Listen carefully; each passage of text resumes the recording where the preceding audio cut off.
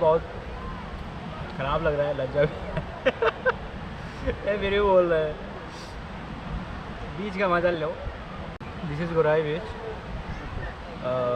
This is near to vendor. ये beach लगभग 40 kilometre city से दूर है। यहाँ मैं दूसरी बार आ रहा हूँ। पहली बार जब आया था मैं रात को आया था। गोराई बीच आने के लिए फेरी लेनी पड़ती है लगभग, वहाँ गोराई ग्रीक पॉइंट ही कुछ बोलते हैं यार, पता नहीं। यहाँ पे हॉर्स राइडिंग कर सकते हो, बीच पे बाइक राइडिंग कर सकते हो। मैं बाइक राइड करूँगा भी मैं। बहुत अच्छा बीच है यहाँ पे। उधर जाऊँगा उस साइड, चाहता हूँ उस साइड।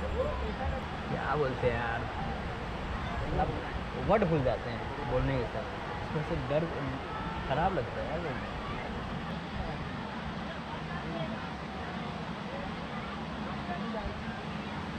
चलते हैं, चलो चलते हैं। आई चला हो गया।